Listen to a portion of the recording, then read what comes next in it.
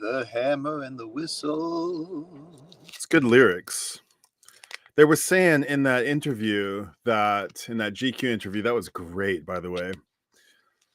I think it was one of the best interviews I ever read. Short, but I thought there was a couple of like really golden nuggets in that thing.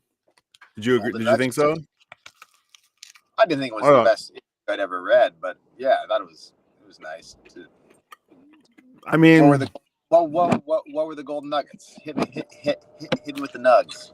Well, first of all, oh man, I want a coffee. Just how magnanimous and like humble Trey was, you know. I mean, I didn't really take to heart that, you know, they didn't see it coming. You know, it seemed like they were genuinely surprised. That was one thing. I was kind of surprised. And he said, like, the byline was like, I'm not going to vote for myself. Surely I can't vote for myself. And he was like, should I vote for myself? We don't need to be in the Rock and Roll Hall of Fame. And the irony is that, you know, the hot dog is in the foyer of the Cleveland Rock and Roll Hall of Fame, and Phish is not. And the only time they've ever been, actually, I saw a stat I didn't know. It said the only Grammy nomination that I'm aware of for Phish was for packaging for a live one, or excuse me, for Hampton Comes Alive. But I heard they've been nominated one other time. Are you aware of that? I thought it said that they had one nomination that was not for packaging. Right. Like they've had a number of nominations, but they've just been for packaging, not for music. Right. Wait. So wait. I don't know. That's what I thought it said. I don't know. Hold on. Let's look it up real quick. Meaning that they were maybe nominated once, I would guess. Right. I thought okay. Maybe. Let's look up. But Hampton, maybe a live one. I'm sure they've had a few. There's a lot of cool packaging. I know Hampton was nominated. Phish Grammy nominations. But I mean, the point being that not counting nominations for packaging, Phish has only been nominated for one Grammy Award in 41 years and has never won. This is the band's first time. Okay. Oh, so it's referencing the GQ thing. Oh, dang it! I just shut it. Shoot. Hold on. That's a little bit. Yeah. What could that be? What could that other nomination be? I do not know. Best Rock Instrumental Performance, First Tube. Oh, yes. I remember that. Yeah, that's right. Interesting. Yeah, I knew. I thought it was Farmhouse adjacent. Yeah, First Tube. That's pretty cool. First. Yeah, I did not. I don't remember that. I mean, now that it sounds logical, but I didn't think about that. That's pretty cool. I could. That's one. Farmhouse still being on Elektra. Like that's probably was. They had the vote. They had the label behind them nominating them. Yeah. Some kind of mainstream. You know. I don't know, not success, but like recognition, which is also how I first found Phish. Like Farmhouse made it on to the alternative radio in the suburbs of Minnesota. Like that's when it finally like reached someone like me. That makes me think that Farmhouse was like the result of Billy Breeze and the Story of the Ghost, and like they had moved to Elektra. They had the major label backing, and it seems like if they were going to be nominated at any point, it kind of makes sense. Kind of interesting that it's sort of instrumental performance. Yeah, and it's political, the Grammys, you know, and it's like who gets in and who doesn't get in, and the obviously the Rock and Roll Hall of Fame is the same, and if like Outkast is one of the you know, I don't know how I was quite surprised that a lot of people in the vinyl community were aware of like the conditions, the parameters for getting inducted into the rock, to qualify you for a nomination. I don't know what they are. I've probably heard them and forgotten them. Do you know what they are exactly? No, but I think I've heard them, but I don't know what they are. Like having been around for X I number of think years, or having so many right. releases. They have to be like 20 years, I think, since their debut. So like, right, Hall longevity rock and makes sense as an element. right. What would you call these things? Qualifications? Hall of Fame, Rock and Roll Hall of Fame qualifications. Yeah, qualification makes sense. Qualifications. Okay, let's see here. Let's see. To be eligible for the Rock and Roll Hall of Fame, an artist or band must meet the following criteria: have released their first album recording in the last 25 years or prior. Okay, so at least 25 years. Wait. Okay, so they have to have released something in 25 years. Not it does 25 years or earlier, right? So 25 years or more since a debut album. No. It doesn't say that. Have released sorry, I'm mistaken. Yes, their first commercial recording. Yeah. First commercial recording. Okay, be considered for their musical, influential, and cultural impact, and be nominated by a committee and voted upon by the international voting panel. Okay, then it's kind of like a electoral college type thing.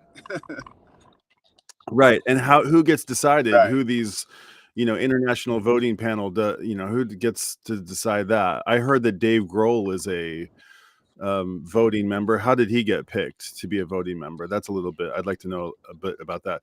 The nominating committee, is made up of rock historians, artists, and music industry professionals. The voting panel includes artists, historians, and musical industry professionals. The selection criteria include, these are for the actual, not for the votees, not for the voters, but for the nominees. Quality: how many great records an act made, how original they are, or how well their music has aged. Influence: other significant musicians who have been clearly inspired by the artist. Impact on music culture: the artist's impact on music culture and influence. Let's see, a career and body of work. So anyway, one of these is like how many other influence, right, other longevity, significant musicians, longevity, right? Influence. So you look at, I don't know who the list was of inductees, and I'd like to go off on it. Like maybe this log isn't necessarily, but I guess if we're ever going to do it, now is the time to do it. But like Soundgarden, I think was one of the nominees, and I think Nirvana is already in the Hall of Fame. All of this is really silly, but Nirvana must be. But just to say, like, but for Nirvana to be, then like I think Pearl Jam is as well. Don't quote me on that, but it's like Pearl Jam and Nirvana are in, so Soundgarden should be like next in line. But then if Soundgarden's in, does Stone Temple Pilots get in? Do Smashing Pumpkins, are they in yet? Do they get in? Does everybody in that class of 90s grunge, or does Nirvana and Pearl Jam hold the torch and title for all of those bands? Because at what point are they all influential? Right. Chubby Checker, does Chubby Checker? Dude, he's nominated. Chubby Checker on there. I fucking love. I love. Yeah, and so let's pull up this interview real quick. So the interview, there was a great interview that went up this week from GQ. I'll pull it up here. By the way, I figured out how to get you. Dang it! I figured out how to get you possibly. Yeah, I can't have a co-host, but I can allow guests to control presentations. So you may be able to do that. I'm gonna have to. Let me pull this up real quick. A lot of spam on this thing, but where is it? What do you mean spam? So I'm just gonna pull it up just in case anybody. I mean, there's 5 of us here who are watching, and I'm sure anybody who's remotely interested in Phish has probably already read this piece. Yeah, but if you haven't, it's here. And I'll just pull it up for the sake of pulling it up. So short. I thought it was a rather short PQ. The headline is Trey Anastasio talks Phish Rock and Roll Hall of Fame nomination and why he's not voting for his own band. Anastasio, a first-time nominee. That he's one of these voters, these internet? Is he actually No. Or if I he mean, could was be, but I highly doubt that. vote for If himself? he was Right. if he was voting, he would have. This wouldn't have sort of blindsided him like the article sort of suggests. I don't think that they were necessarily blindsided, but it sounds like from the article that he's genuinely like, wow, it's a nice nod. I'm great. It's great. You know, I'm so happy for the fans. That's kind of what he always keeps coming back to. It's like, this is so great for all the people who, it's a validation for all the, you know, the people who, because you know, he goes on about that, and I just think he's quite well spoken in this piece, and he name drops a handful of bands that I wasn't aware of that sounds really cool. But he says, I want to vote for Cyndi Lauper. Take somebody off the list. Soundgarden is Soundgarden on my list? Then of course, you know, he's just kind of talking about who he would put on the list, who he would want to see him inducted, or if Phish were in, who would he like to be? Who would he like to induct them? And he picked the dude he was like, well, you know, the guy from Vampire Weekend would be such a great choice. And he talks about Kendrick Lamar and like the best thing and the biggest nugget. And he talks about the Smiths, or not the Smiths, but Joy Division. And I mean, we go through a few of the questions here. We'll just go through them since we have time. I'll go ahead and like read some of it. Okay, Anastasia, the first time nominee in Phish's 41 year as a band, 41st year as a band, sorry, discusses what the honor means to him, Kendrick Lamar's Super Bowl halftime show, and how MJ Lenderman, who's MJ Lenderman, has ruined his life. Yeah. That's exciting for me. I was like, oh, who's MJ Lenderman? That's like, oh yeah, there's this album, his like new album, Manning Fireworks, was like the big indie rock album of the year. Right. Kind of like Pavement-esque, like, you know, kind of slacker-ish, kind of, you know, guitar rock, like. I want to hear it. I don't know it. Oh man, it's very good. Okay, it's a last year record. It's from 2024, or I guess it's like not even a year ago. Okay. Yeah, so this guy who's ever interviewing him, Grayson Haver Curran, has talked to him before, and says, I called Anastasia on a weekend afternoon, a few minutes after he finished a block of rehearsals for an upcoming solo acoustic tour, and a few hours after it was announced, somewhat surprisingly, that Phish had finally been nominated for the Rock Hall. During the last 4 decades, Phish has set a new standard for jam bands. Oh, it just makes in the United States, not only in its dogged pursuit of newness, but also in its cultivation of community that has grown and matured. That was the key word, matured alongside it. But industry accolades have mostly eluded Phish. They've been nominated for Grammy only once.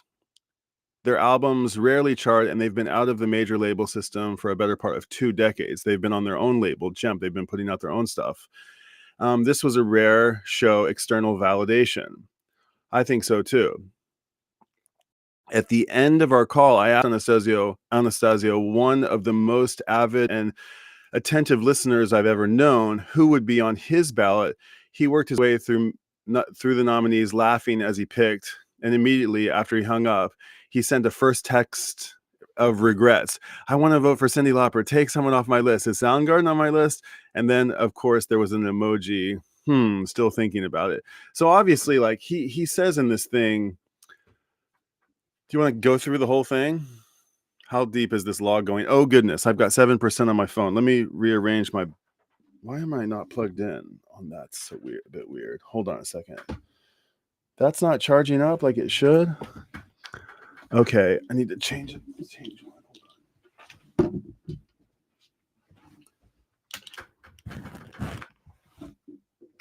Let's try this.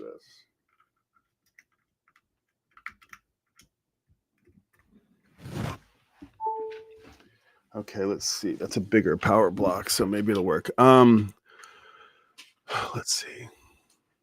Yeah, so I want to get to the nugget, but I kind of want to read up to it because I really like this interview a lot. Hold on, let's see who's here. Vaj was here. 40 Man's here.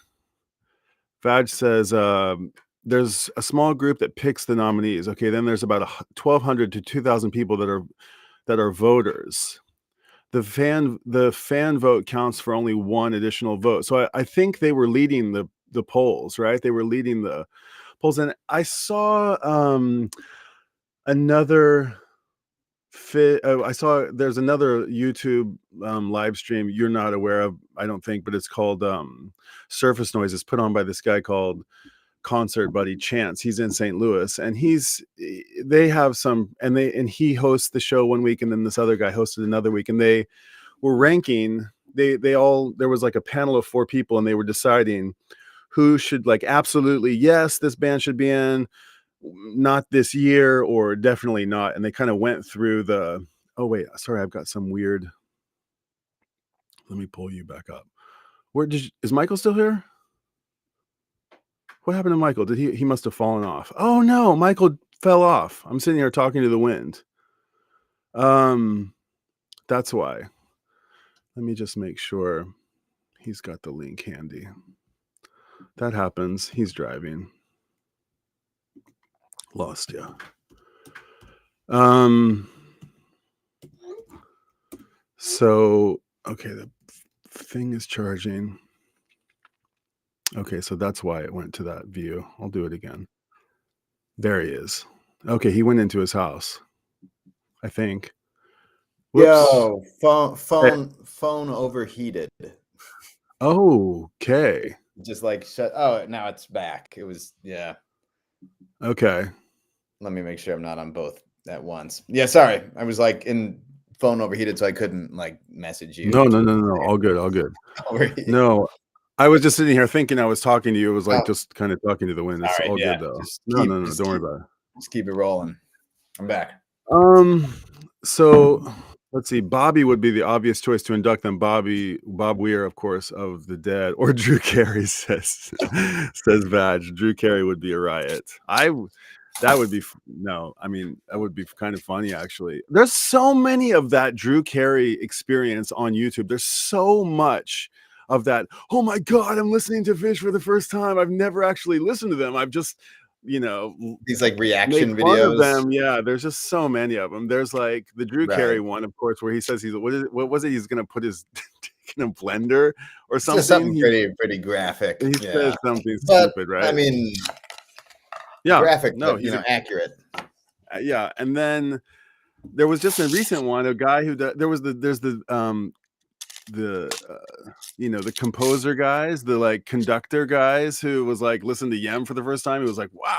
Yeah, I think I know the guy you're talking about. There's a couple of good ones out there. And then there was the guy who got they canceled. They took his, they took him down. Like the guitar teacher. Right. His were really good too. Yeah, he had to come back and because he said, well, because Phish kind of has this, they have an almost Beatles stance about, not really, but they're a little bit protective, not a little bit, they're a lot protective of their copyright, and they sent the guitar teacher guy who was picking apart one of their solos, like, hey, listen, we're sorry, but you can't be posting our and he's like, I'm trying to teach your fans your own music, you don't want to let me share that? Well, and they were like, yeah, we're sorry, not sorry, not sorry. And then he kind of like took a stand on it, and then he had to kind of walk it back because he is profiting off of their music. So there was that. But and then there's a new guy who's out there right now who's like, apparently there's like a guy who's like crying at the hood. He's like, this hood is so good. I saw that guy. I saw him. I think it was Hood. Right. Pretty sure he cried listening to Hood. Good.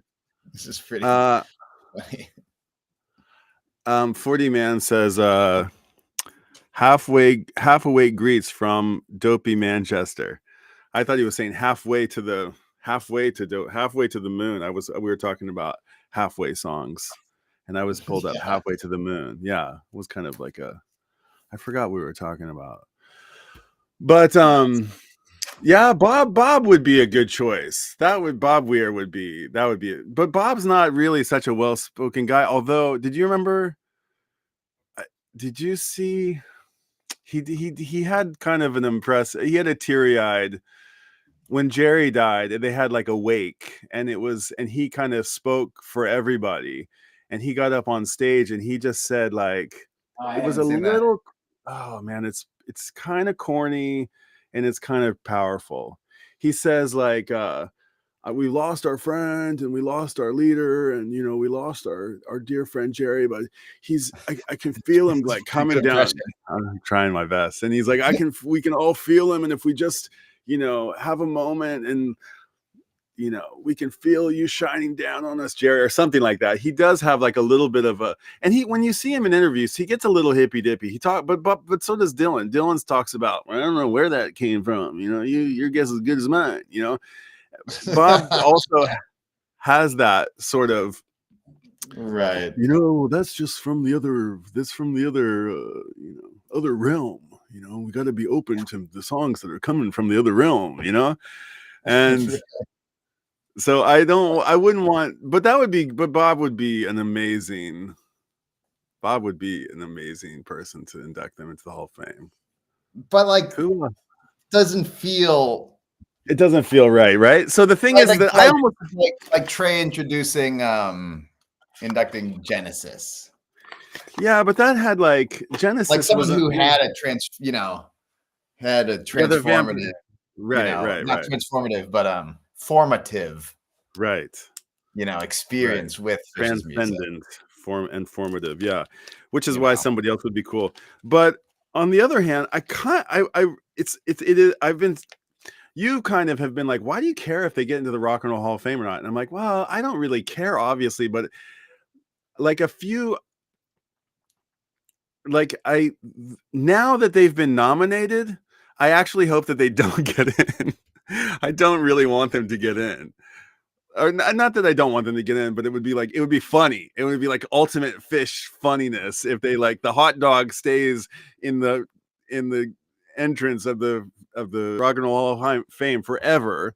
They never get voted. Why is the hot dog there in the first place? Probably How did it because end? they had no place to put it. They had no place to put it, and they were like going to throw it away. And they were like, well, or maybe the Hall of Fame went and asked them, like, hey, do you guys have something you want to put in the Hall of Fame? But like, why would they do that? That's a good question. For anybody who doesn't know what the hot dog is, Phish in 1995. So Phish has been playing Madison Square, been selling out Madison Square Garden since the 90s, 94 maybe even. I think 94 was the Fleet Center, but 95 I think was the first. It was a Time Machine year. Was that? I have to check, but they've sold out the MSG 86 times or something, and they famously, played 300 songs over the course of 13 nights or whatever it was. I don't know if it was that many songs, but they played 13 nights in a row and never repeated a song. And on their first appearance at Madison, and every year they have these like crazy ongoing gags at Madison Square Garden, and it's kind of like their home turf. And they came down to the stage. Trey talks a lot about like playing for the person in the furthest away from the stage. He talks sometimes about like he wants the show to be as good for the person sitting in the front row, or as good of a show for the person in the front row as it could be for the person in the very last seat. And he talks about, playing to that person at the back of the room. And anyway, from that spot, from the back of the room, they all got in this ridiculous floating hot dog Wienermobile that if it was it's like a bobsled, and it came all the way down across Madison Square Garden, hovering, hundreds of feet in the sky, or however high it was, as high as the rafters, and this ridiculous hot dog. And they were like up on the, looking down at the crowd, and the crowd's going berserk, like cheering them on. And then they arrived at the stage in this giant hot dog, which now is in the entrance hall of the Rock and Roll Hall of Fame, interestingly. So yeah, the hot dog. And yeah, but I don't know if they really need to get in. I mean, nobody cares if they get in or not, even though I was saying like, oh, it'd be cool. But now that they've been nominated, like and they've got the due that we all think they're deserved. I don't think it's that big of a deal anymore. That was my thought. But let's keep reading about this. I'm banned from Concert Buddy at the request of what?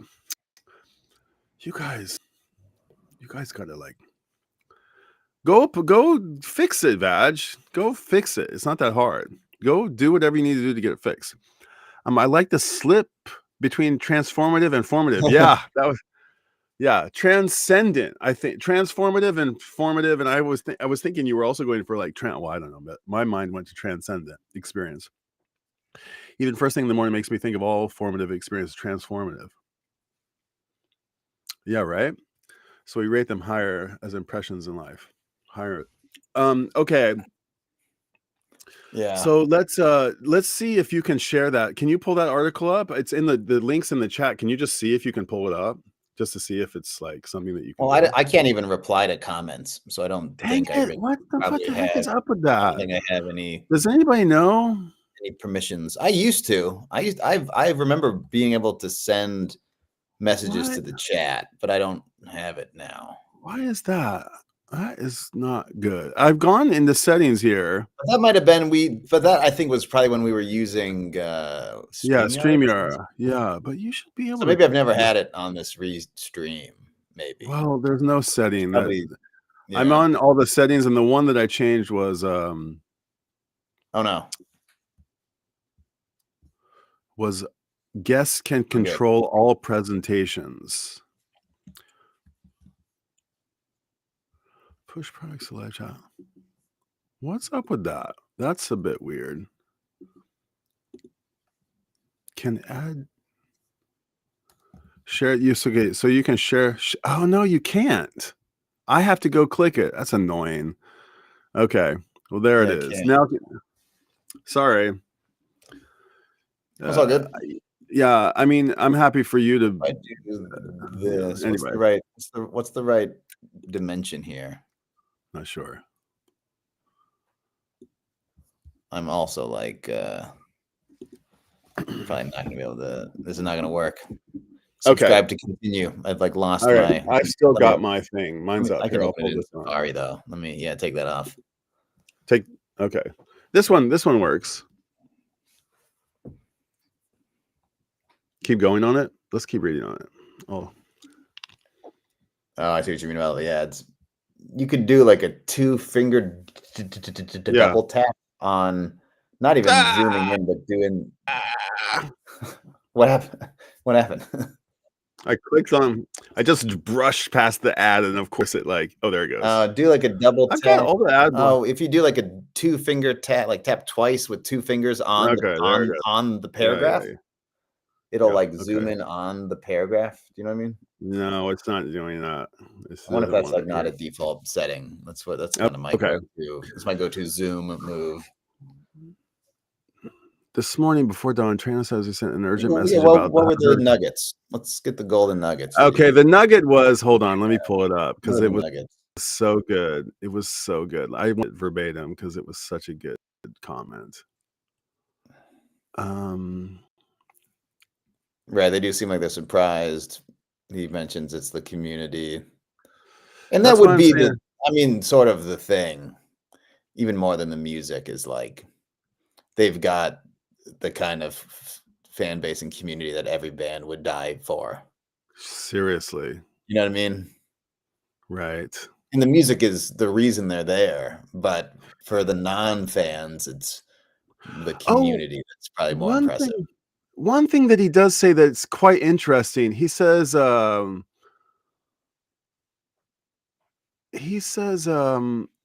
get it. I totally understand. Why nobody would vote for me. I don't hold it against anybody. Phish might not be for you.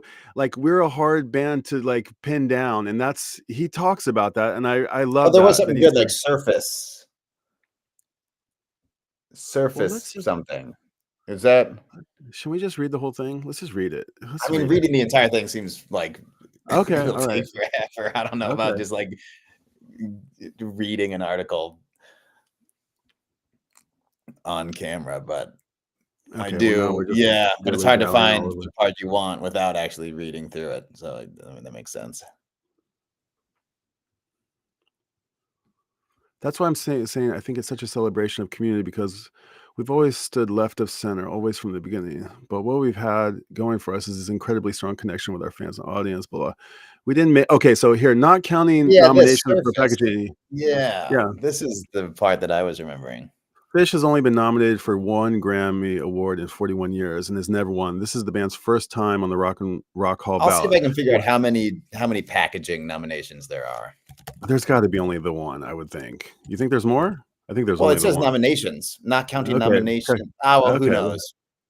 Yeah, why has it taken some people so long, especially in the music industry, to take Phish seriously? We didn't make it easy. It's not a very surface band. Okay, now I remember the surface comment. It's been hard for the Grammys, the Rock and Roll Hall of Fame, and even magazines in the beginning to understand why people are so excited about this thing. There's a lot in there, but we don't lead with it. I don't blame anybody.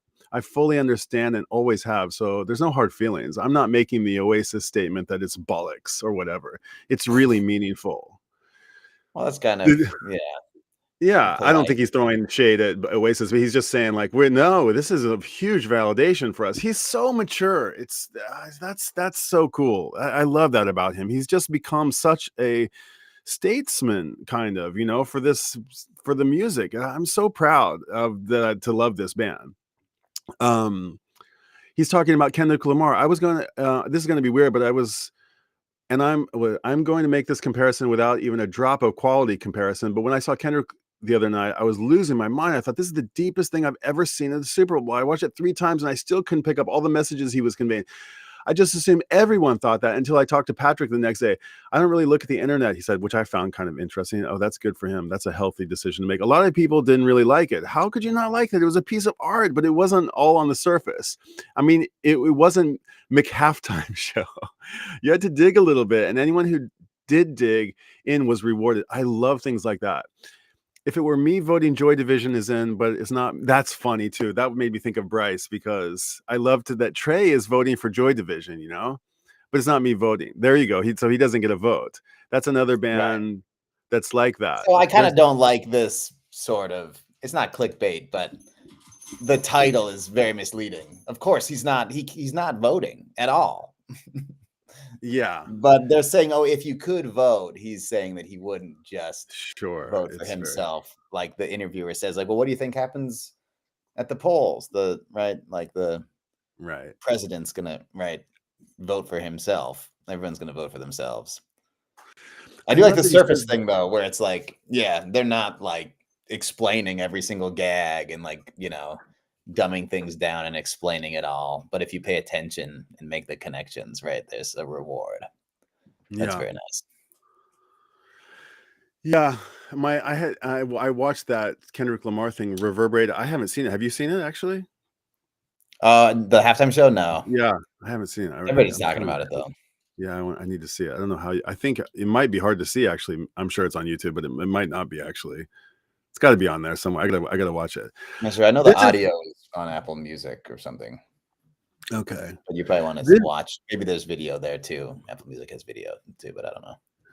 This is where he says, it's a lifetime of, I was going to say work, but I'm going to change that to a lifetime of care and love that went into this thing.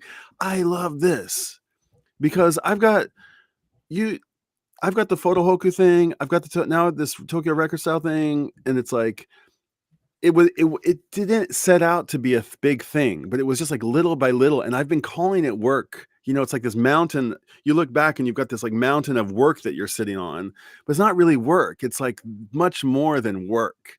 It is work, but it feels like it's this like giant love puddle. Every single day of my life for 40 years, I've been wanting to create an experience that touched people. The thing that I have tattooed on the inside of my forehead is, this is the golden nugget, Michael. This is so good. It should be even better. This is so good. It should be even better.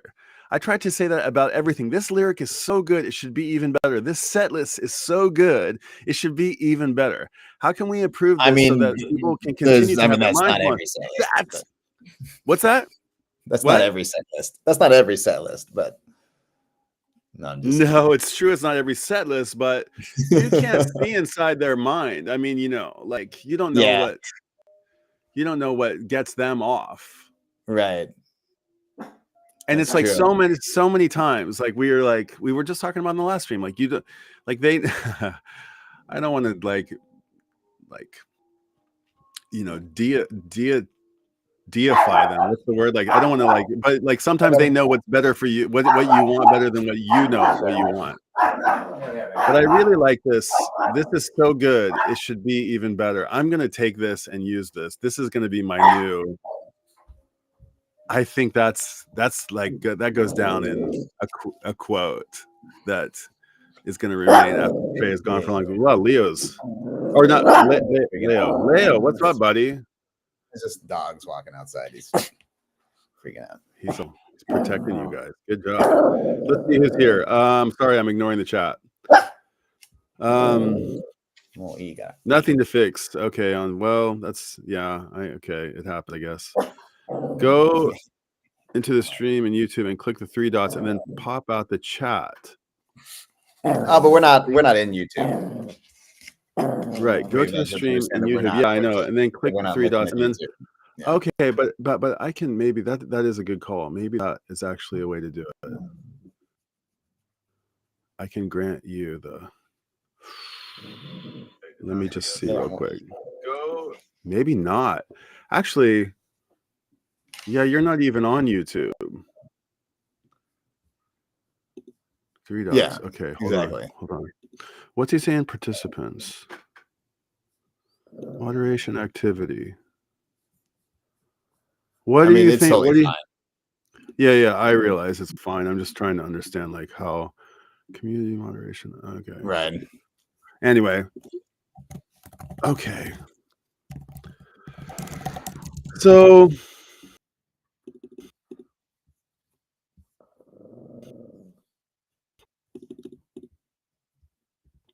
that was the real big nugget. I mean, what's going through your mind is arguably the biggest song in the Phish repertoire right now. Really? I was kind of what's going through your mind? That's the mind. What's that about? I mean, it's a good song. It was surprising. It was cool that the gag this year was like 2 new songs. It's kind of cool. Right. But he also said like, you know, they put out the whole Evolve record and then that song came after and they were like, oh, well, we could have put that song on there. But it was like, it took creating the Evolve record for them to come to that song, which was there was a little thing about that.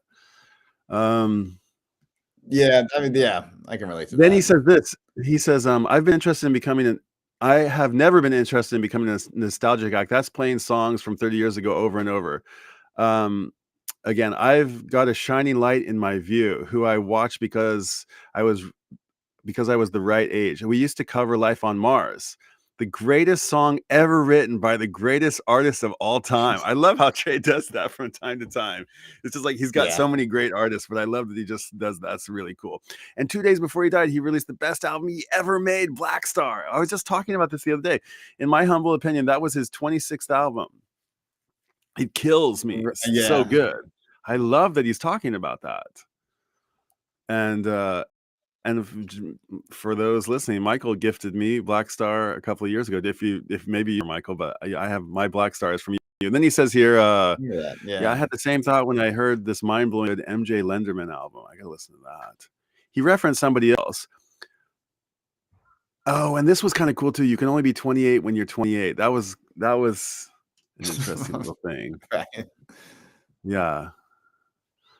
I mean, hopefully that resonates with all the fans that, you know, hate on the new stuff or, you know, mourn the loss of Machine Gun Trey and rip on Broadway Trey. It's like, yeah, well, he's 60. He's not 21.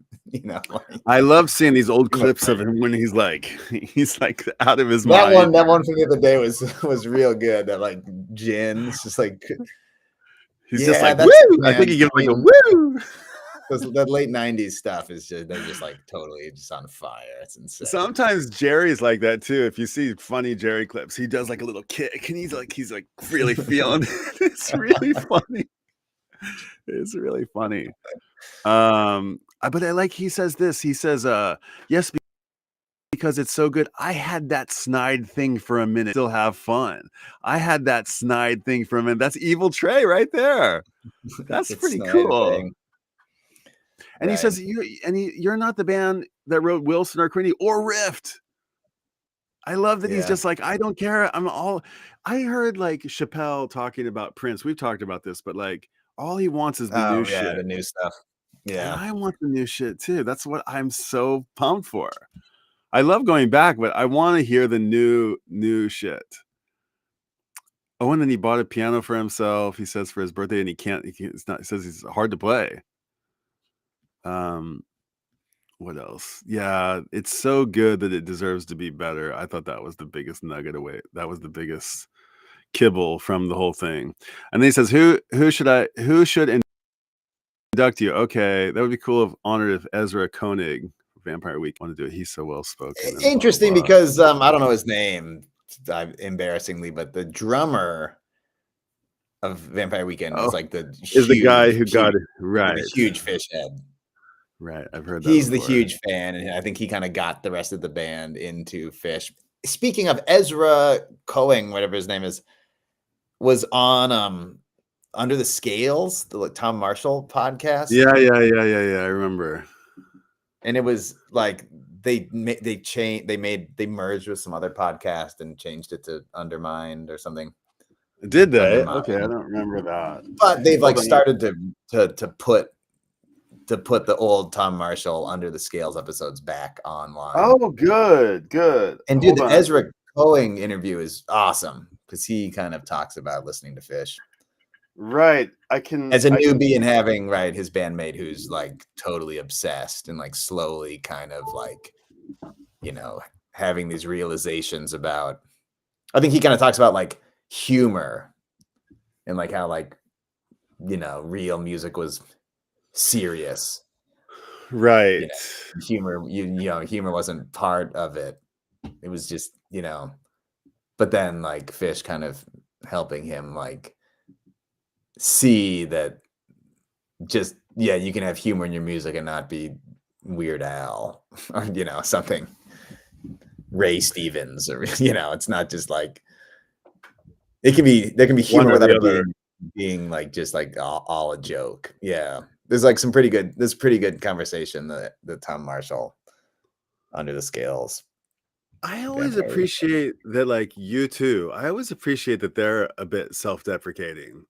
They don't seem like they should be, but they do have a bit of humility that comes through in their interviews from time to time. And they're like, is that like an Irish thing? I think so. Yeah. I think it's the Irish in them. They're very sort of, I think they know that their stage persona is like larger than life and they're these sort of demigods, but get them off stage and they talk about, they got to wake up in the middle of the night to take a piss and they can't see anything. And they look at old pictures of themselves and they're like, oh, what were we thinking? It's like, it's kind of fun to see a band like that. But you look at Phish and it's like, it's not really humor. There's genuine, I mean, he's a bona fide asshole or what would be some other like properly comical bits. I mean, the vacuum, like, I mean, all kinds of, I mean, even like, just like, hold your head up or Fuego lyrics and stuff. Fuego? Just like all the random absurd like lyrics in Fuego, like I'm a sailor's girl. Right. That's weird and and dreamy in the Tom Marshall kind of way that it is, but there's also like there's not a whole lot of like, it's all sort of like inside joke. It's not like proper, there's not like Frank Zappa saying like what would like Dynamo Hum or like Jewish little, she's got a da da da. I mean, there's a lot of sex and a lot of like comedy in Zappa, but Phish doesn't really have comedy, but there is this kind of like tongue-in-cheek sort of hilarity. And then there's the off song gags that they have, which if you're privy to the tour and the chess game is going on and you can kind of keep up with the gags and you can keep up with the inside jokes, then or the secret language. There's another one. Yeah, that's all that stuff. Is that not Right. humor? Yeah, that Guy is, but Guy Forget. Guy Forget. But there's and the Halloween Like gags. Okay. that's a gag. That's a 100%. And like the gags Re- themselves, like Remind me what Guy Forget was. What was this? Remind me what this was. Who know? I can't remember what this was. it's a song that's not Not a really a real song. song. It's like I can't it's like remember. Is it on maybe Sick Disc or something? Is it like was it a real thing? I can't even I don't even remember. know. I think it's just a live thing. Okay. That's like maybe How more marked as a tease. It's often just like sung over other Guy songs. Forget. I've never, Um, and it's just like, and it's just totally something that was probably just a joke backstage. I've never met a guy. I've never forgotten. I've never met a guy. I could never forget, except for Guy Forget, and they just pronounce Guy Forget as Guy Forget. It's just like it's just a joke. It's just like a dumb thing that probably Fishman was doing, and then they were jamming, and all of a sudden he just starts singing Guy Forget. It's just another just like stupid Fishman gag. and I think I've uncovered It's like like what would be on his like sample pad before they had before he had it. right. And just had the microphone and would just say random shit. Now he's got the sampler to do it. So the Vampire Weekend, they don't have any like comedy in there. There's no comedy in. There's no like they're a supremely cool band, right? I wouldn't call them as like they're not a bunch of goofballs. I don't think so, but they like played possum. They like had Did this they? possum bit in their last tour where Mike Gordon Band opened a bunch of shows, which is kind of cool, like subjecting a bunch of Vampire Weekend fans, to a Mike Band set. It's kind of cool. It's pretty cool. Yeah, I kind of always picture them in like, jean jackets and sunglasses, but now that I'm kind of like looking at their pictures, they're a bit Weezer-ish. They've got Yeah, they're a little bit square. I kind of pictured but them they as were cool like, I kids. suppose, hip. Yeah. And they Anyway, make really good sounding records. Like production's yeah, great. I've listened to a few times. You I know, don't really know them back and forth. yeah, all Cross-eyed, right. painless, Guy Forget, Deer Creek. Okay, 2024. Never There was a forget it. recent, there was a written, Sorry, never never Forget. Forget. Okay, There was, yeah, man, Guy Forget. Oh, and Guy Forget is a real person, a tennis player, a French tennis player. there it is. That's the whole thing. So, That's the important tidbit that everybody needs to know. Otherwise, it makes no sense. Guy Forget, but I think it's more often marked as like a tease or something in the set lists. Like Right. it's only been played 4 times. Yeah. 2000, 2011, 2023, and then 2024 again. But there's like a ton of teases. So or like hold on, let's go. or like it's quoted, like they sing it over Ghost or Piper or Chalk Dust or something. Let's go back to this real quick. Let's keep going on this. Who would you vote for? You get 7. He says Chubby Checker, number 1. 1958, he invented rock and roll. I mean, he didn't invent rock and roll, but that's very kind. Okay, you're a Chubby Checker. I know. This is what I'm saying. I love Chubby. Well, like my dad had his jukebox and they did all these house parties and he was just like R&B 50s 60s, just like, I just like grew up on that stuff. And he would always tell the story of he saw like, I think it's probably like late 70s, early 80s, like the Temptations and Chubby Checker are like touring like casinos, Right. It's like talk about like a nostalgia act. But my dad, like Chubby Checker, like grabbed his hand. My dad got pulled up on stage, got to like twist on stage with Chubby Checker. Oh my God. I was always kind of like, man, my dad got to fucking get on stage with Chubby Checker and how that's so fucking cool. And just like that type of like almost it's like pre-Beatles rock and roll, like, and it's not even rock and roll Chubby Checker, really. It's kind of R&B, but the Twist Again, you know, Do Limbo the Rock, twist. the Hucklebuck. The Hucklebuck's a fucking great song. It's one of those I don't songs know that the like got banned. Hucklebuck. It got banned from the radio for being like sexually explicit. And then you Oh listen to it, you're no. like, this is not that bad. You can just it's you know, but it was a different time in whatever, you know, 1958. Lodeo, Popeye the Hitchhiker, The Fly, Pony Time. I mean, it's Slow kind of funny though because he's got just like a I mean, million versions songs that all sound the same. of like Do the the Twist. twist. Right. The Hucklebuck is killer. Hucklebuck is his Okay. best song. Okay. Followed Bold by words. Let's Twist Again. Let's Twist Again is way better than the original Twist. Oh, I think I have Chubby Checker on a Christmas record. I've got Jingle Bell Rock. Oh, nice. I think Let's I've got Twist Again is like the rare sequel that, you know, surpasses the original. Okay. You know. Yeah, do you have to be you Twist in must have to USA be is pretty good. Anyway. You must have to be living to be in the. I was worried. He's 83 years old, by the way, Chubby Checker. Dude, I would think he'd be older. Dude, you gotta. It's like it's one of these. It's like not meant to be funny, but I've done a few deep dives, just like trying to like watching Chubby Checker live clips on YouTube from the 80s and the 90s, and like it's like just in the past couple years, like his band is just like it's so bad.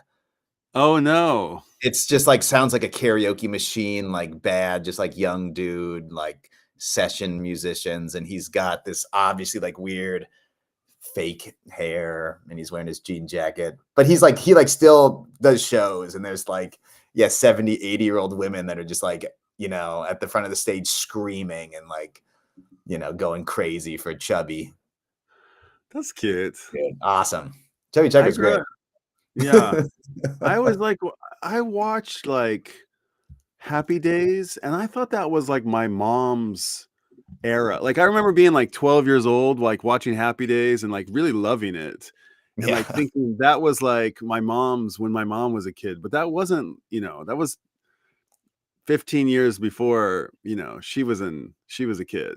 Yeah, it was right. There's like a whole nother generation that goes back to. But like we drove around, like, you know, we listened to that all the time. We listened to the oldies station all the time. And I always thought we were listening to, you know, my parents' generation of music when I was, you know, not when I was, you know, when I was 10, you know, 9, 10 years old or whatever.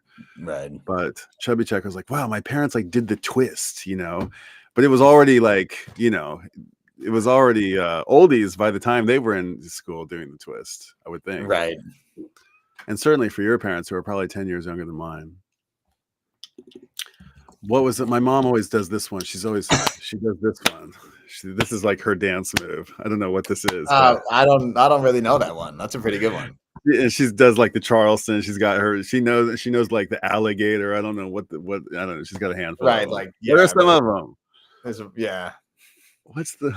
Oh, like all those kind of dance moves, like but the dance songs. There's songs that go along with them. You know, like do the mashed potato, the mashed potato. Yeah, there you go. That's what I'm looking for. The mashed potato. Man, in my like songwriting camp with like Jake and the Hot Scoy 4 guys, we did like a make your own dance, like write a song that describes a dance. My God. That's what. Oh well, they're bringing it back to the log. Let's reel it back in. We've got the meat stick. True, the meat stick. Phish does have. Yeah, they've got their. They own have their dances. own song. They have their own. And they have got. I mean, it's true. Whether it's maybe not humor per se, but there's a lot of choreography. Trey and Mike. The thing is, we've never seen Paige dance. Has Paige Phish ever danced? And that would be a sight. Phish and Paige have to hold it down while Trey and Mike. But Paige does get out in the front of this for Lawn Boy. He'll get out there and he'll do a little Frank Sinatra. Yeah, he'll kind of over to you, Mike. He does have a little swagger. Mr. Michael Gordon, ladies and gentlemen. Ladies and gentlemen, give it up for Mr. Michael Gordon. Oh, American Pie. Yeah, nice. 4D man with the deep cut on Limbo Rock. Yeah, Jack be nimble, Jack be quick. Jack American Flash sat on the candlestick because fire was the devil's only friend. Man, it was just recently, another anniversary of the plane crash, the day the music died. Right. And I think I messaged you and Bamsha. Yeah. Like on that day, if I'm somewhere where we got the car, like up north, or now we're out here with the car. Otherwise, I'll be on my headphones on the train, just like crank American Pie, just like all the way. And it's such a killer. It's just so perfect. It's so wicked. And the lyrics are really cool. There's a great little documentary about the making of it where like the piano player like came in like last minute. They just like it wasn't working. They just couldn't get it to work.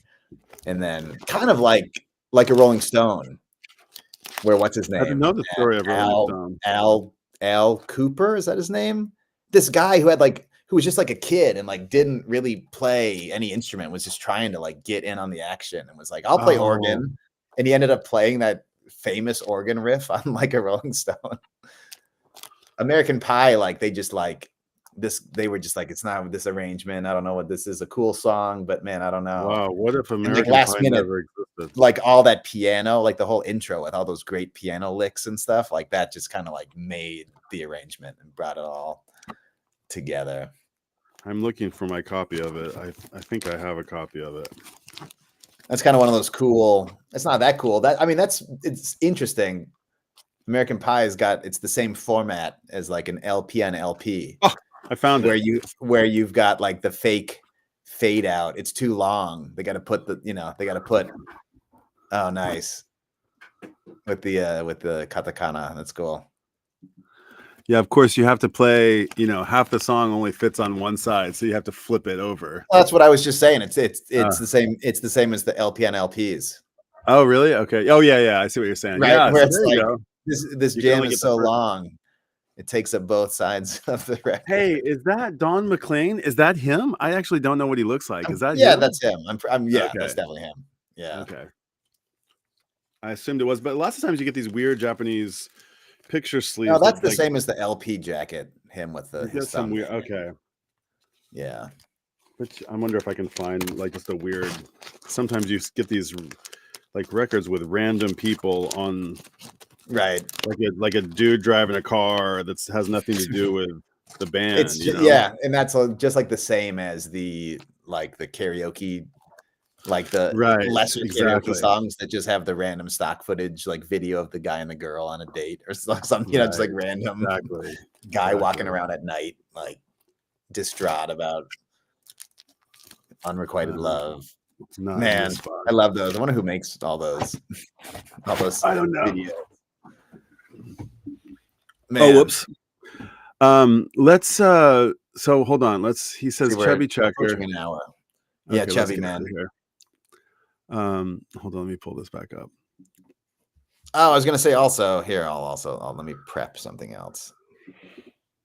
Okay, I was surprised. Okay, he says Joy Division, Joe Cocker. I was surprised by Joe Cocker. I mean, he's just being gracious, but Joe Cocker, did you think I was kind of I would think Joe Cocker would have already been in the Hall of Fame. But Joe Cocker he's not known for his own music. I mean, I don't know about Joe Cocker. That's not anything that we saw in the requirements for being. What were the requirements? Released your debut 25 years or more, and to be original, right? Wasn't that one of them? Be original? I thought that was one of them. Oh, maybe there was something about original, but right. Yeah, You Are So Beautiful, With a Little Help from My Friends. Yeah, feeling all right. Yeah, those I don't know You're about So Beautiful was written by Billy Preston. Right. Crazy. Yeah. Okay, so hold on. Let's just see who else he says here. Soundgarden. That's 3. I probably just let's see. The White Stripes. I'm surprised he said the White Stripes. If I go for one more, I'd Phish. How did I do? He says, do I have to vote for myself? And then he says, oh yeah, but as a Southerner, you didn't vote for Outcast. He says, oh no, I was supposed to vote for them first. I take somebody off. Oh no, take off. Sorry, Outcast is number one. He says fucking A. It's pretty funny. Yeah, right. We got a little F-bomb from Trey. I was kind of happy about that.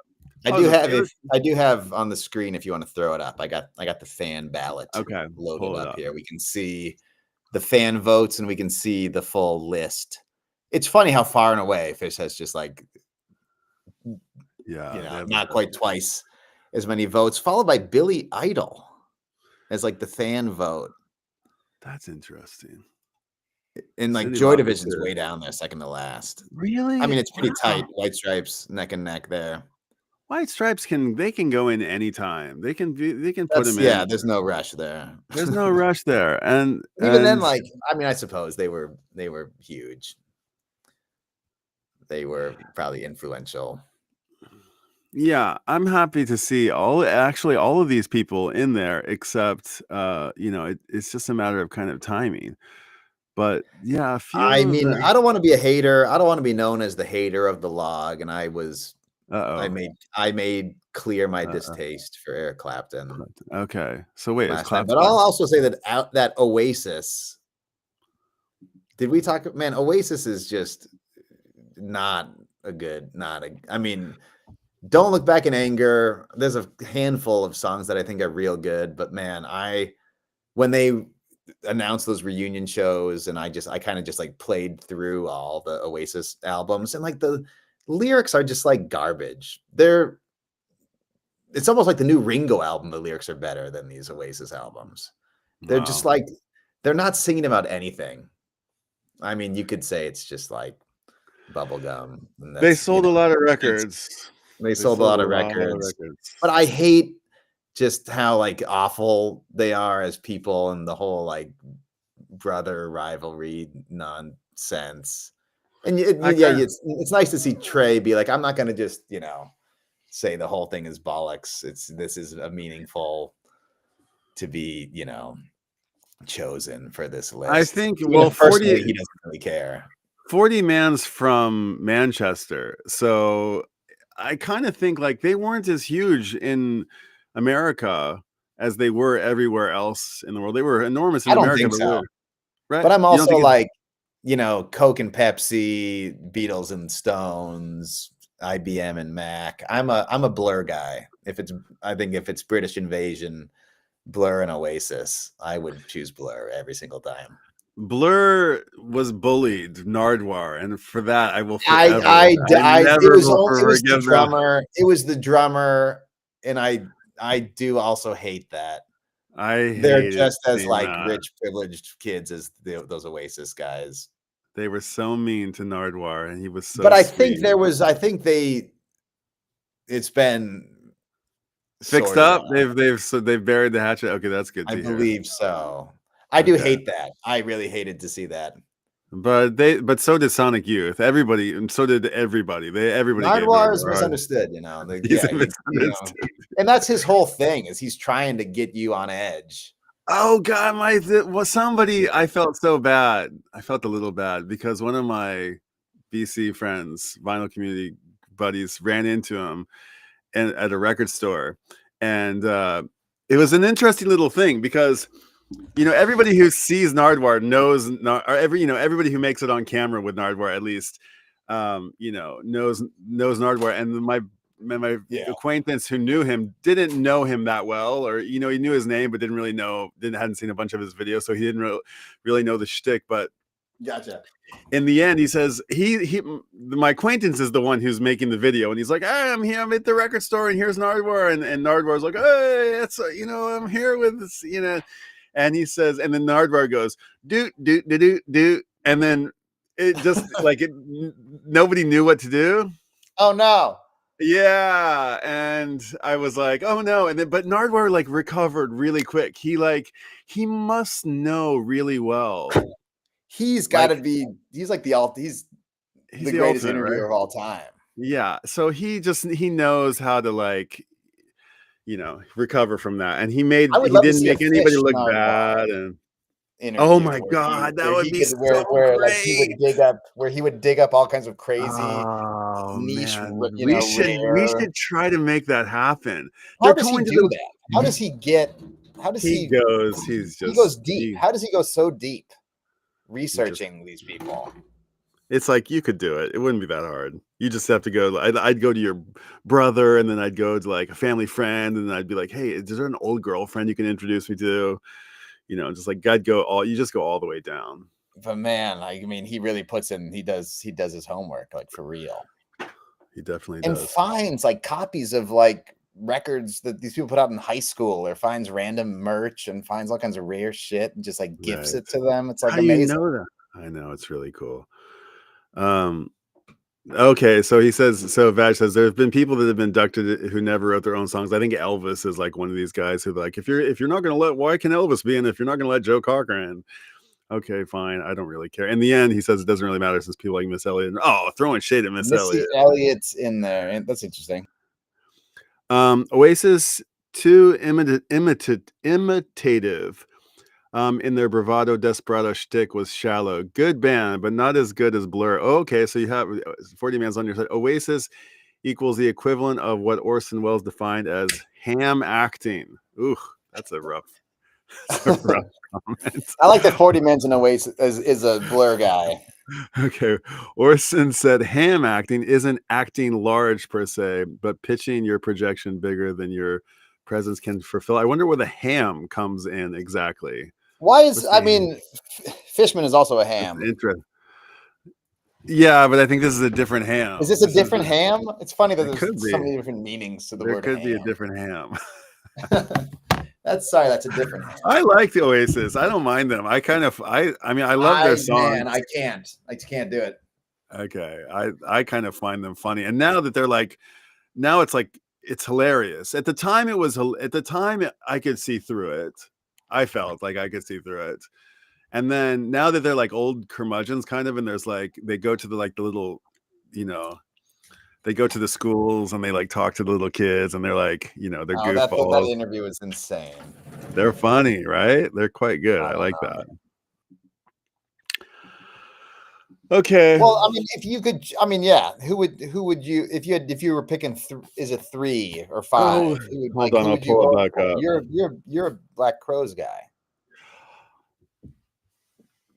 I will tell you, the Black Crowes are they Rock Hall material? Are they? I mean, basically, this is upper Ash, is what being in the Rock of. I mean, if we have to pick middle Ash. I love the Black Crowes. They made 1.5 good albums, 1.5 great albums, and 1.5 or 2.5 like really good albums. And they've got the look, you know, I'll give them that. Like they got the whole rock and roll thing down. I met them, you know, they're cool as can be. And they're awesome. They're totally awesome. And they were my heroes when I was a teenager. I guess so. I put them in. They're elder statesmen. They go in. But almost reluctantly, just because there's not enough there, I would argue, but maybe what is there is enough. But the other thing is that they've got they put on a show, and they brought me to, I did see them, and they did that song, I'm seeing things for the first time. And man, talk about transcendent. That was a transcendent performance. I was moved like I was at a revival. I was at a gospel. I was at a church. It was a religious experience. It was really great. So I don't know. Put the Black Crowes. I don't know. I mean, Billy Idol, Chubby Checker. I'm gonna put Billy Idol just because he's old and he's cool and everybody liked him. And like Cyndi Lauper, I don't know. Put the veterans in. Pay respect to your elders. Put Billy Idol in. Put Cyndi Lauper in. Put Joe Cocker. Put Chubby Checker. On Reddit, someone had a link or like had a timestamp to what's going through your mind, like the EDM, like the New Year's gag. Oh, that's why. Okay, and there's one bit where Trey plays like ding ding ding ding. He like does this one riff that I don't think is intentional, but sounds a lot like White Wedding. Oh, really? In the middle of the techno dance party. Oh, I think unintentionally, but when on the Phish subreddit they were talking about the voting here, and someone was like, "Dude, there's like that white wedding teas. Right. I think it just happens to sound similar, but I mean, the Hall of Fame is for the Sergeant. It's for people like we are the world wall of people. It's like I don't care who goes in there. Like, do I really want to see? I mean, right? Does Phish belong there? Yeah, kind of. No, they don't belong there. But I'm glad they got nominated. That's kind of like. Now that they got nominated, I'm done. I'm done pitching for them to be in the Hall of Fame. They don't need to be in the Hall of Fame. In fact, I'd prefer they not be. Were you pitching for them to be in the Hall of Fame? Well, I want Phish to get. I want people to stop. Like somebody made a comment on a video today. If they get inducted into the Rock and Roll Hall of Fame, they're going to have the longest song. After they get inducted, I was like, oh, brilliant comment there. Yeah, very clever. It's just like that's all people think about them. You heard about Taylor Swift doing that? Like she did that 7-minute song. Unheard of. Hold on.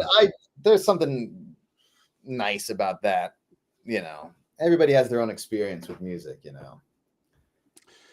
And obviously the average Taylor Swift fan experience is worlds away from the average Phish fans. Yeah, it's that thing like Dave Matthews. Like I don't know if I really hate Dave Matthews or I mean I don't hate Dave Matthews, but I don't know if like everybody, was like I mean it's just like it's easy to get on a bandwagon hating other people, It's real easy. It's very unoriginal and hack to just get on board on hating another band, and Phish is just an easy target. They're just kind of an easy target. I'm an easy target.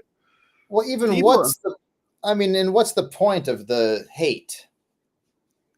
To make people feel better about themselves.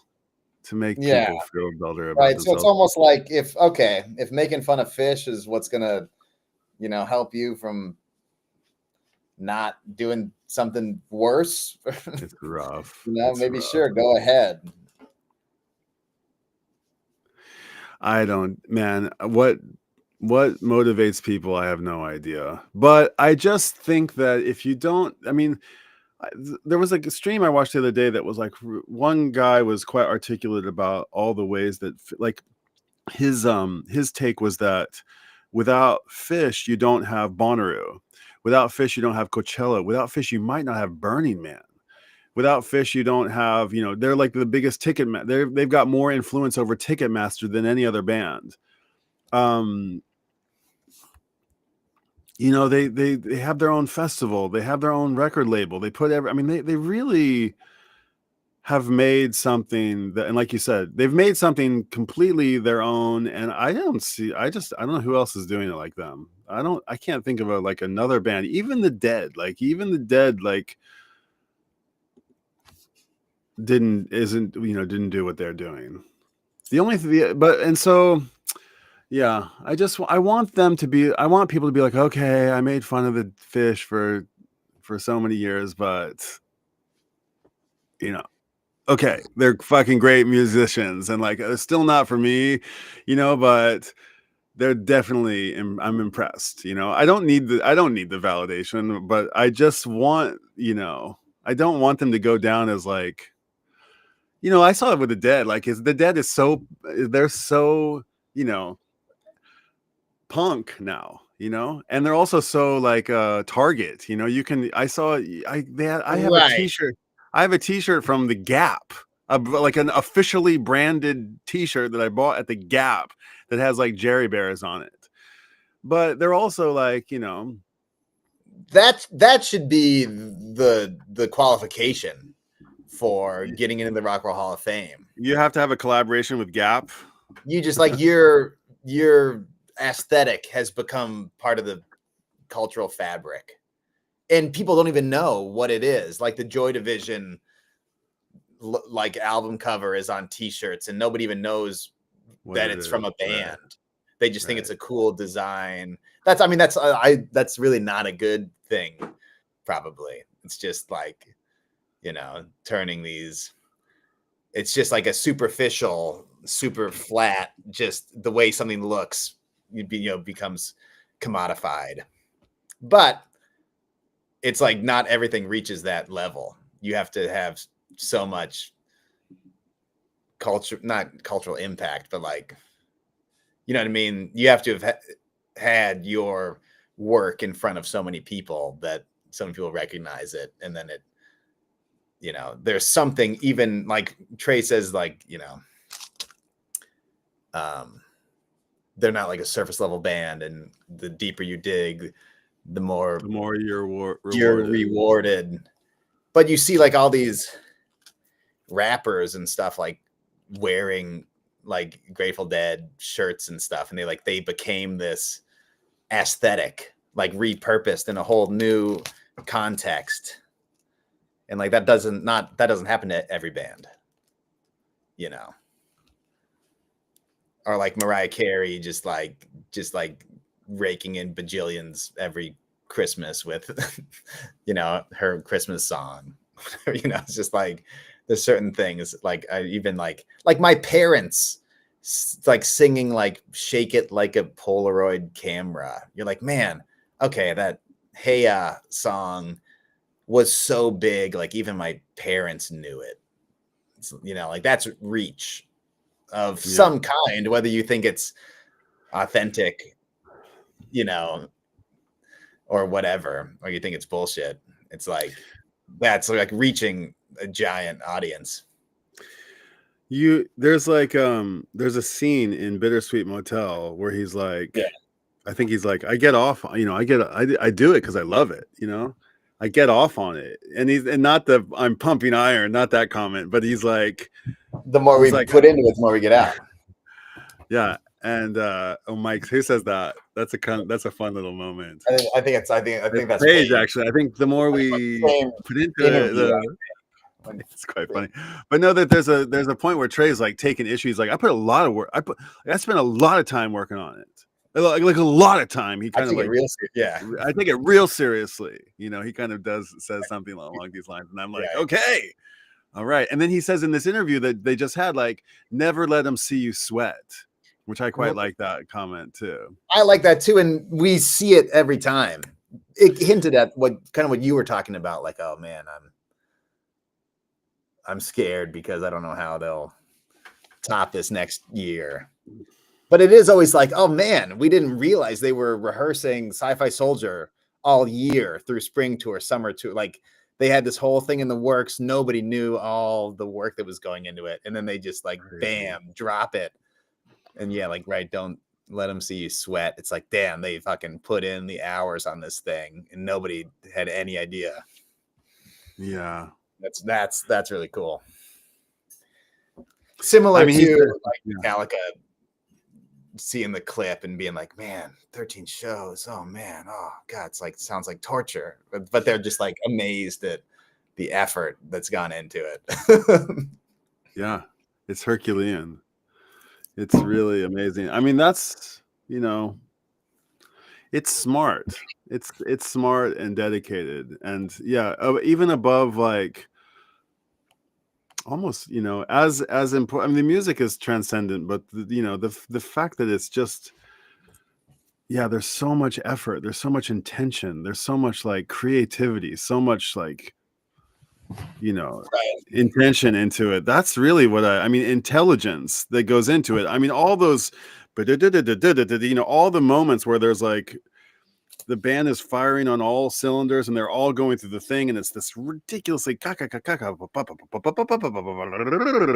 like how it's crazy, and there's like 300 of these things, and you're like, wow, it's a feat, it's a feat of prowess, of musicianship and intelligence. And I mean, I don't know, I think it's I don't get why nobody. No, but I don't get why like not everybody is into them. That's what I don't get. I don't get why they aren't like, but I kind of do. They're not for everybody. There's a great Tom Waits story where he's like, a question I get asked a lot is, Tom, is it possible for a woman to get pregnant without having intercourse? And he says, Well, we have to go back all the way to the Civil War. And there was a Confederate or a Union soldier who was shot by a Confederate soldier, and the bullet pierced his testicles and landed in the ovaries of a woman who was standing 100 feet behind him. Oh my god! And the baby was born. Everything was okay. The guy was not so happy, but they had a happy life. And so, to answer the question, yes, it's possible, but let's just say it's not for everyone. Perhaps those who like action. It's a great little story. Funny, but yeah. I like all his like fake interviews.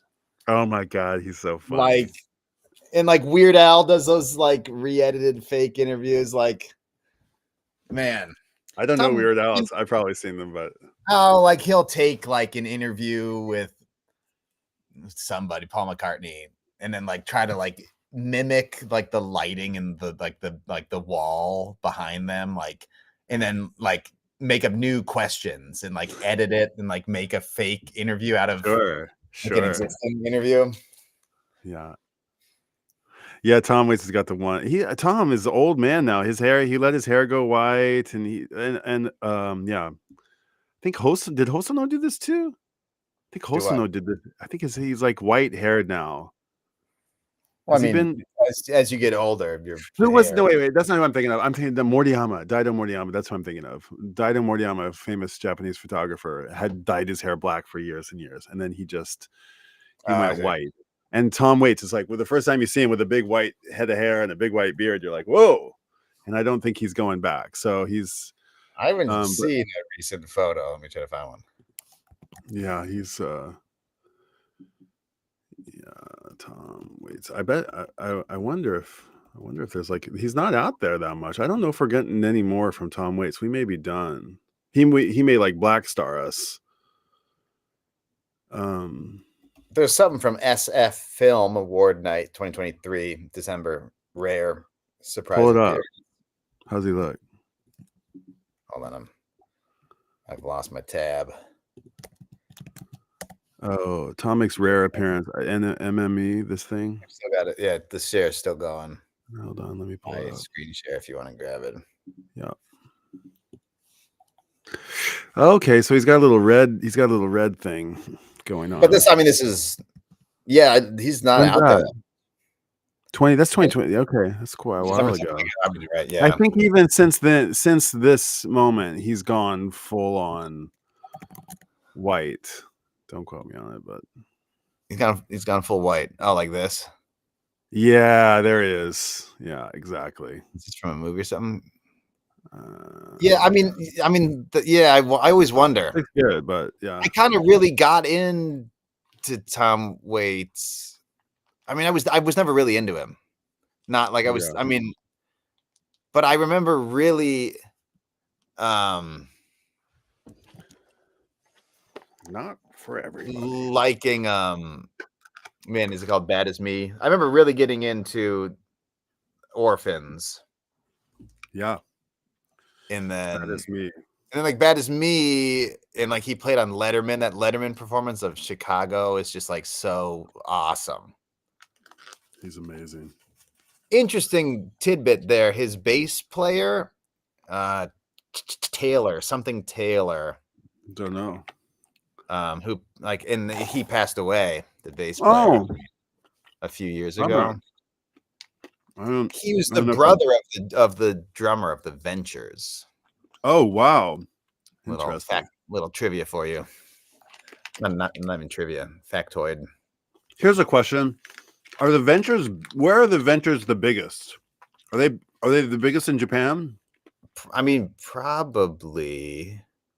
I got to see them in Japan it was 2 or 3 original members in like 2010.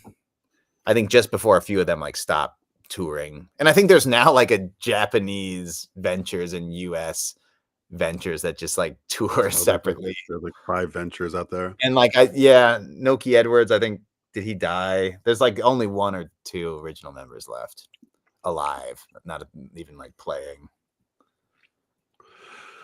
Okay, I'm gonna go help. I'm gonna go help with some homework stuff. Did you Yeah, finish? we have run long here. Let's go. Let's just get. Let's go through a few of these. Let's acknowledge everybody that was here. I don't the know Nickelback what the effect.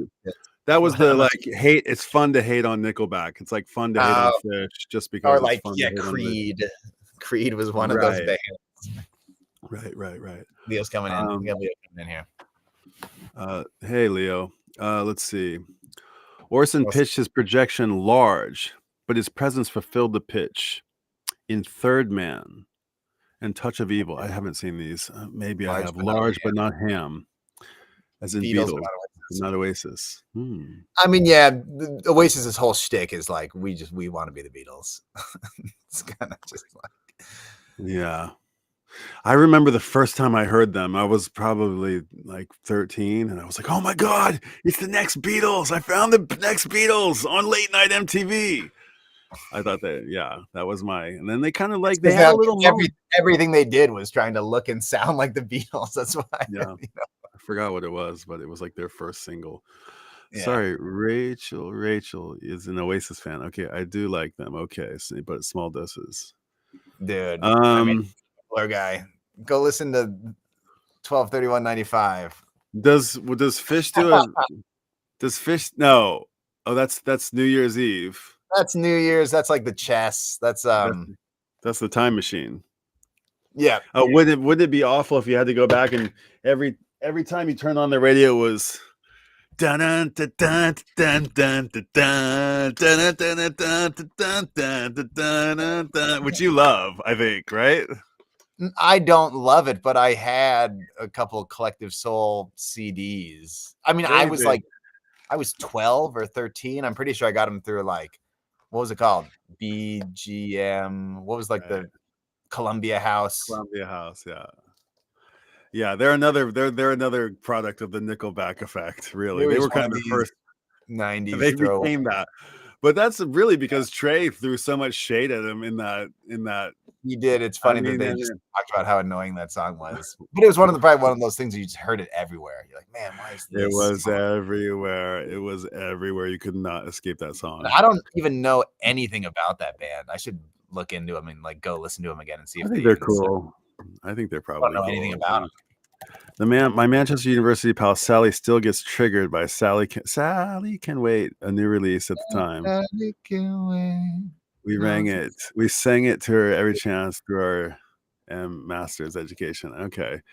Yeah, I mean, I like that song. I'll sing that song at karaoke. I think I've sung it a few times. That's the only good song. Oh, no, come on. It's like it's a one of a handful. I think they had I think they had a lot of hits. I mean, I think they had I don't know how big the Oasis discography is. I don't have a single Oasis record. And I don't think I ever have. I miss the whole entire Manchester, every band that ever came out of Manchester. It just like not a single one ever landed in my record collection. All the way back to who's like the first, like the Animals or America? Who was the first? Are the Animals? Manchester bands, the Stone Roses, Joy Division, the Smiths. Who's the first one? Dude, Herman's Hermits. Come on. Herman's Hermits. That's what I'm thinking of. The Herman's Hermits. Dude, Herman's Hermits are great, man. Herman's Hermits are the only band that ever found their way to my record collection. I don't think any. Yeah, Buzzcocks. None of them. Primal Scream. Are they from there? Are they from there? I love them, but dude, Happy Monday.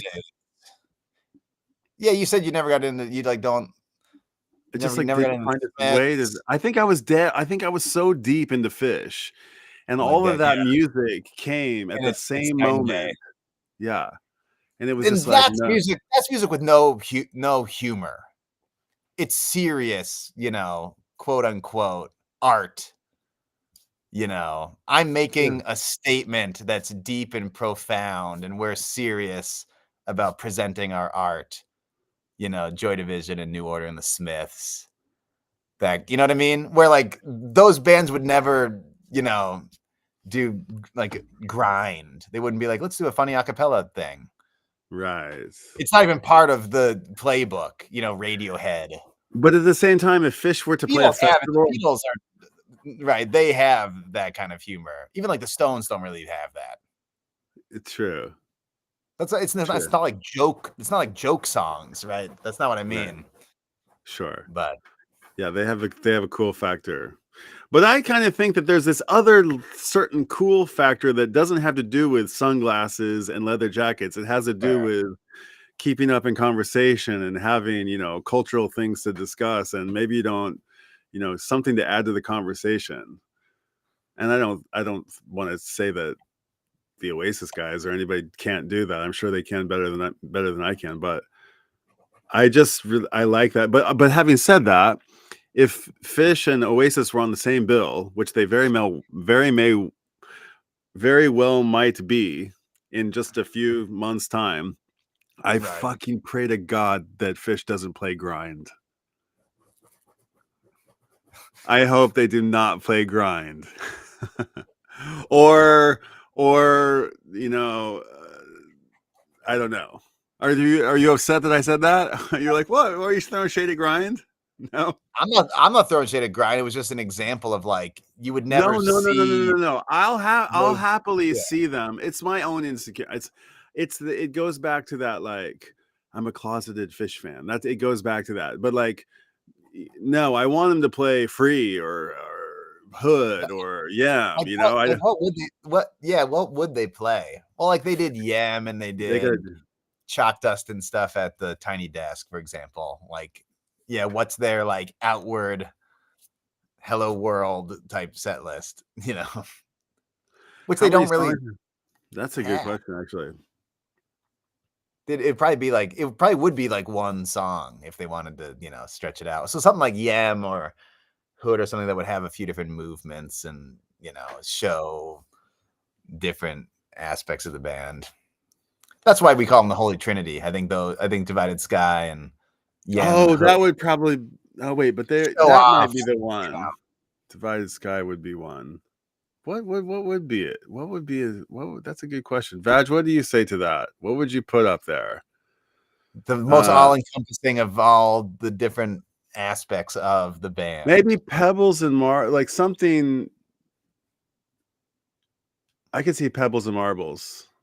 That's a crazy one, but somehow popped into my mind. That is crazy, even as a round roomer like myself. Even I think like that's Pebbles and Marbles. That's a hot take. Okay, let's keep going here with it, and then let's hop off here. Yeah, we've been going for a while here. We're gonna hop off, guys. I like Collective Soul. Phish is doing that Bourbon Fest later in the year, and Collective Soul is on the bill. Really? Okay, there you go. I wonder if they're gonna.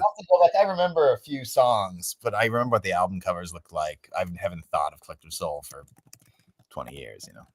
30 or 25. I think I had the Collective Soul CD. They were only uncool as soon as Trey threw them under the bus. Really. I had two CDs. One was just like blue and had the logo, and one had like a cartoon, old, you know, 1800s looking cartoon of like a guy holding a sign, like kind of weird. Charles. If Dickens. I didn't have it, it was in my circle. Allegations and things left unsaid. Shine. Maybe I didn't actually. I don't recognize any of these album covers. Do you see the red one with the? Yeah. That's one I vaguely remember. And then the one after that, I guess it's just self-titled. It's just like blue, green. What if you woke up every morning and you heard that song every day? I always laugh every time I think about that. Yeah. That is pretty funny. Anyway, someone needs to make it happen. What else? I forgot what we were talking about there. Okay, we were too slow to get to that one. Water consistency is hard here. Manchester draws hard water. Explains the music and the accent. Interesting. Okay, that I didn't know. My buddy Alex, who's in London, like he always has to like descale his like kettles and pots and stuff. Oh, interesting. Like the water. You just like boil water and it just like calcium buildup on the end. Yeah. Like it's like so different from the water here. Right. Okay. But it's something in the water, obviously. I've got some. I got something to share with you later. I have one little bit of kibble One last little bit of kibble. I'll pull it up here in a second. They will play Valdez and debut Valdez. Yeah, that would be cool. That's a good call right there. That's a great call. I wonder if we'll get a Valdez here on the spring tour. I bet you that I would almost put money on that. Oh, Phish talk. He says, yes, this is the Phish. This is the dog log, Stunty. This is the dog log. An ongoing, 5-year conversation about what the did you dog think log. of it? Yeah, what do you think of Evolve on like the Tonight Show or Late Show, whatever show, Fallon? I thought, you can't be 28 when you're not 28. That's what I thought about it. Like you just like if you're going up there expecting Chalk Dust, you're going to be disappointed. I don't need to see Chalk Dust. I've seen them play Chalk Dust on Letterman. I don't need to see that. I don't need to see. I don't mind seeing. I didn't mean to imply that at no, all. No. I know you did. The opinion I'm on the just talking to performance. myself. Sorry. No, what did you think? I've got the Evolve. I thought it was pretty good. I mean, you could. I'll have to go give it another listen. I thought they sounded really good. But I feel like I was kind of underwhelmed maybe when I first watched it. Like there's sometimes like those like late show performances like sound amazing or they sound like something's like mix is kind of off and it's just like, I mean, they're in a TV studio and it's always kind of a little like, sterile. For sure. Although that Chalk Dust that they did on Letterman was insane. That was hot as could be.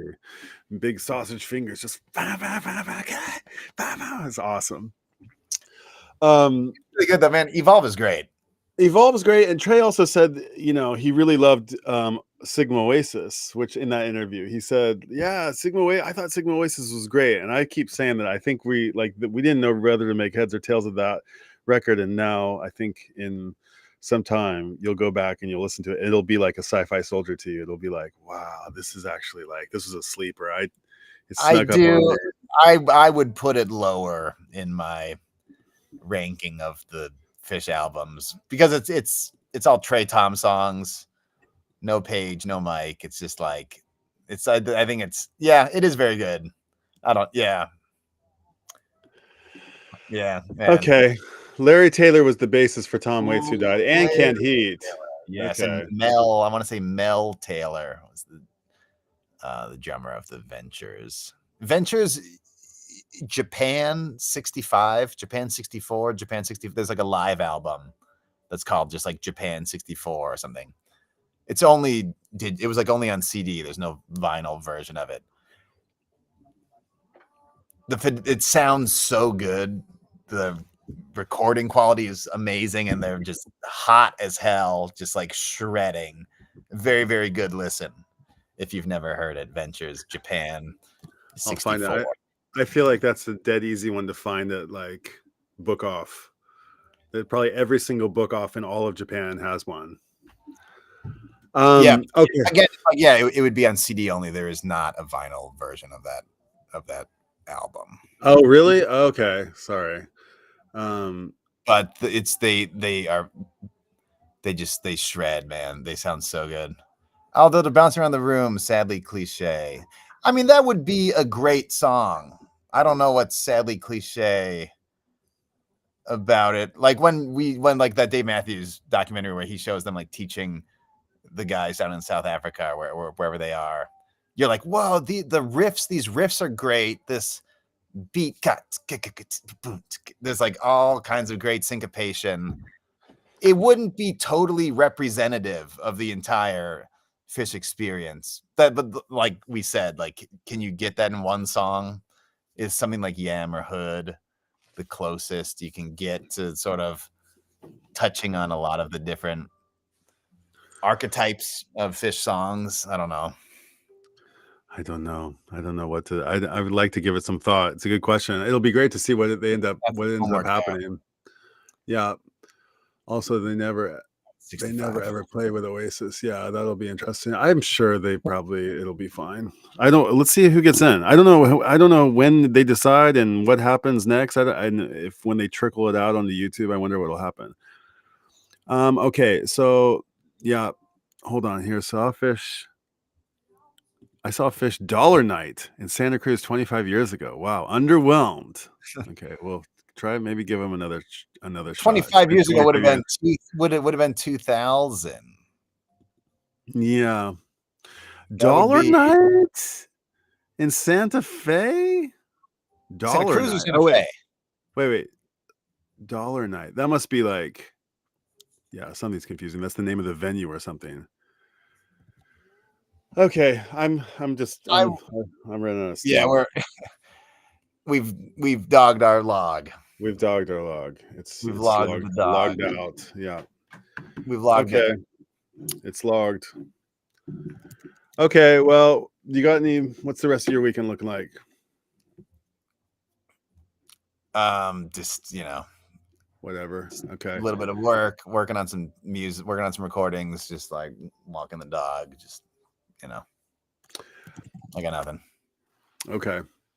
Well, let's log maybe before now and then, but we'll have another. It looks like Dollar Night was 1991. So that was actually 34 years ago. There you go. 34 years ago. The Catalyst. Okay. But in one of the greatest bargains ever, Phish's first West Coast show was at the Catalyst's. Wow, nice. Only $1. One set. I'm still doing the screen share if you want to bring it up for 1 second. Hold on. Let's see what Jeff K. Myers saw: a Golgi opener, Divided Sky, Cavern, Landlady into Bouncing, Yam, Papyrus, My Sweet One, Bowie, Squirming Coil, dude, Okipa into Susie Greenberg, dude, Hold Your Head Up with I Love You, and then Chalk Dust Closer, Lawn Boy into Fire. That's an amazing set list. Yeah, that is a pretty good set list. 91. But at the same time, in 1991, who knows if you didn't know. That's the thing. Like, I really feel like if you don't know any of these songs, a lot of times hearing it for the first time, we once you've heard 100 versions of a song, you're very interested in hearing all the other versions. You know what I mean? So I do feel like the more you listen, the better it gets with Phish. It's not going to be like first time you see them knowing nothing. It might. For some people, it will like immediately blow your mind, and for other people, it just won't click. But look at this fucking set. Look at this set, dude. These are all bangers, dude. Golgi, Divided Sky, Landlady, Bouncing, Yem, Gula, My Sweet One, Bowie. Look, it's got it. Hold on, Divided Sky, Yem, Bowie. And Chalk Dust, all in and it's giant. If that doesn't capture your attention, then there's no hope for you, I don't think. But Mike, what Michael said, maybe you just needed like. He says I really liked Lawn. I had no idea they were Dead related. Well, after Lawn Boy, I like that album. I really like Lawn Boy. Same reason I don't like Later Zappa. I mean, yeah, like what were you listening to in 1991? Jeff K. Myers. It just maybe,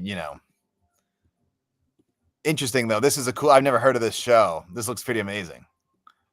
I want to try to go give it a listen. It's a crazy show. Yvonne is here, my friend from Norway. Hi, Yvonne. Nice to see you, dude. Good morning to the VC. Yvonne, I want to know what time your stream is. I put a calendar together of everybody's live stream. And I have a calendar going. So now that you have some continuous regular live streams, I want to know when they are, because I made like a little public calendar with everybody's stream on it, so we can all know. And if anybody, I'll bring it up on another stream. But I'm keen to find out when everybody's stream is. And Michael, I'm keen to get the dog log on some kind of regular schedule. But all right. Well, I would also say Veg, just real quick to reel it in. Veg, I don't always trust the ratings on .net.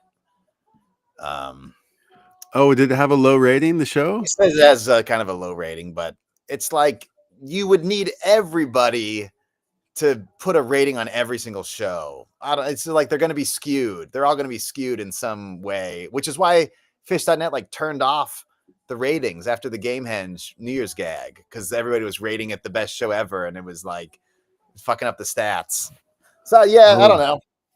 I think there's sleeper shows everywhere, you know, that are not highly rated that actually, you know, totally bang. But yeah, Vag, I would, you know, don't always trust the .net rating. That's a hot show. That looks like an extremely hot show, but maybe they were off. That's the entire repertoire, essentially. You know, not the entire repertoire. Yeah, I mean, you far could from still it, see this set happen in 2025. And no like, way. Are you out of your mind? I'm saying you never... could, and you would still be like, oh, yeah, it could like be. this, like, It you could know, be like this it is wasn't. This is fully encompassing everything that we love about Phish. It's not like, Wait. I'm confused. You could see this set in 2025. Wait, explain that one more time. oh, just like, I just meant to say that, like you said, like everything's here, you know, like this is a full representation of what Phish is. That's all I meant. Like you could still see that if they did this set, you know, in 2025, it would still be like, wow, this is everything. Right. Sure, you wouldn't see this exact set list happen anymore. We occasionally have like a set one where you're like, that was all 1.0 songs. It like occasionally happens, but I just meant to say, like, yeah, like this does. Yeah, like a David Bowie, a Coil. These are all the songs that you would love to see close a set even today. Yeah, Coil. Know? I even like looked over Coil. In the middle. And Cavern. There's a Cavern as well. It's the monstrous. If we got this set nowadays, it'd blow our minds, dude. It would blow our minds. Yeah, like Coil in the middle of the set, and I don't know when the full blown Page piano closer outro, when that became a thing. It probably wasn't always a thing, you know. Oh, I wonder if it was ever a thing. I bet Badge might know. In the last year or two, I think there was a mid-set Coil where it was like, oh, Coil, this can't be the end of the set, and then they just like kind of kept playing. So it maybe rarely, occasionally happens. So Jeff is saying that there's one reason that he doesn't like. He said, I like that album, but he said, I had no idea they were. Oh wait, what was the comment I was looking for? Same reason I don't like later Zappa, The Residents, and Beefheart. Okay, so he rattles off some. Not from me, not hating. Yeah, okay, fair enough. It's fine. Yeah, I get it.